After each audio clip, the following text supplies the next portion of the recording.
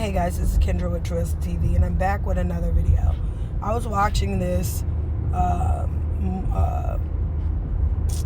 was watching this video. It wasn't this one, but I was watching this video about Jasmine Crockett or whatever, and I just realized that they were trying to ask black people how they felt about Charlie Kirk becoming I don't know, they're doing a voting or something about his memorial.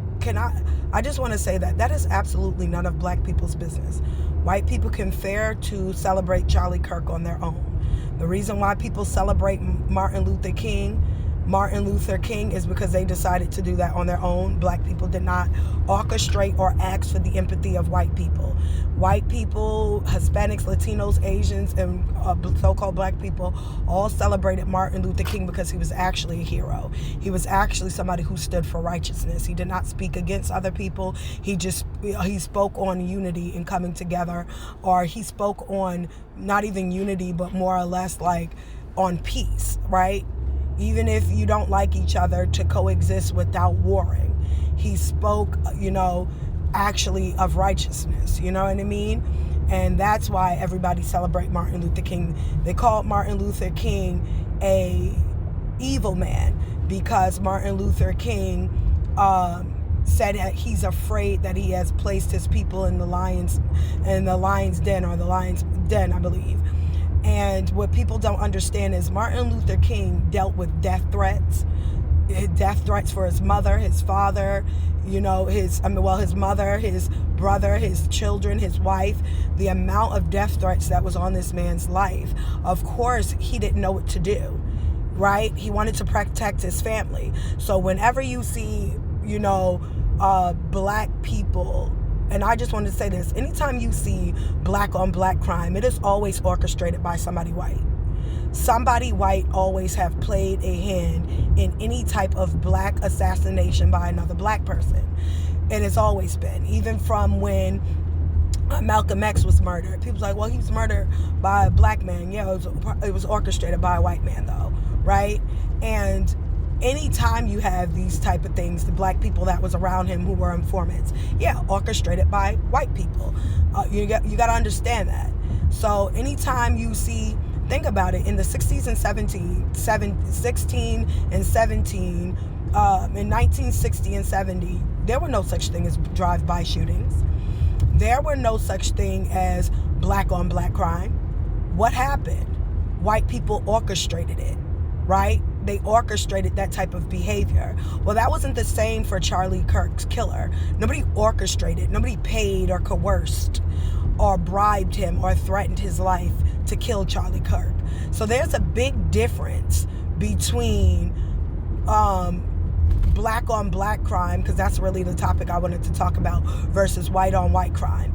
The difference is nobody's orchestrating white on white crime. So when you're doing white on white crime, it is literally from the madness that's within white culture in their own hearts, while black people are being orchestrated, bribed, and paid, or coerced or threatened to kill their own people. That's the difference. And so that the white boy that saw that clearly, Charlie Kirk is a white man like him. He didn't have no remorse for him. He didn't care. And nobody paid him. No black person paid him to kill Charlie Kirk. No Asian, Hispanic, or anybody else paid him to kill Charlie Kirk. That was a decision he made on his own as being another white man, right? But a lot of times in these black communities and with black leaders and black activists, they're being killed by black people who are being paid. They're being paid or bribed or threatened or coerced. Nobody's going to kick against the prick. Even with them disagreeing, even with Malcolm X and Martin Luther King having disagreements, they didn't have each other killed. Even when Martin Luther King disagreed with Stokely Carmichael's Black Power, they didn't have each other killed, right?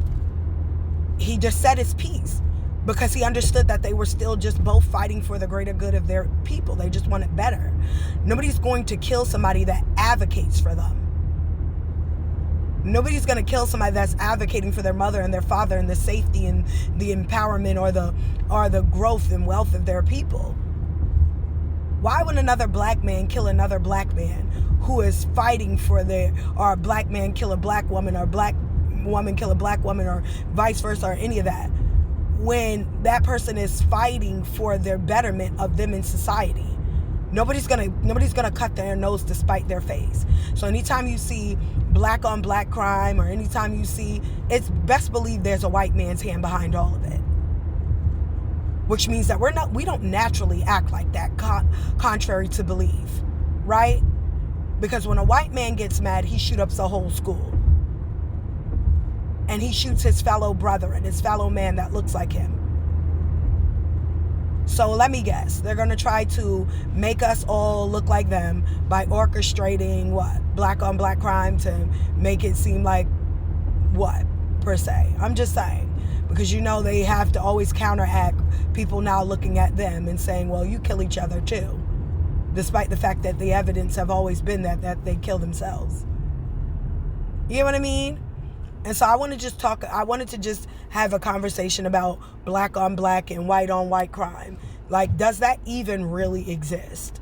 And if in fact so, right, wouldn't it be worse that to paint a narrative, you would coerce, pay, extort, bribe, or threaten another race so that they would kill their own people, than that person who just committed that act on his own, based on his own agenda or his own feelings about something, right? Because that's what the white boy killed for. That was based on what he wanted, he desired. He didn't care that Charlie Kirk looked like him, had white children, had a white family. He didn't care. Well, the black people, they're being forced, coerced, tricked, trained, paid, extorted, threatened to commit these acts in their community.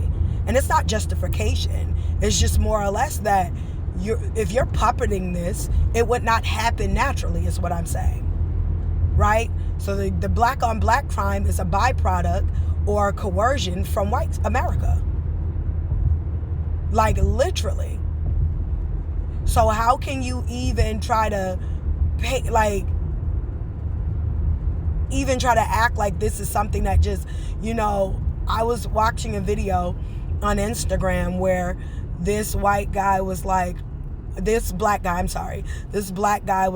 oh, black people's biggest problem is white people. So we got to try to do something to exterminate them because they're black people's biggest problem, right?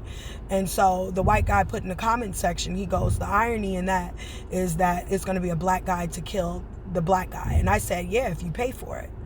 Because why would anybody kick against the pricks, right? Why would somebody kill somebody who's an activist for them?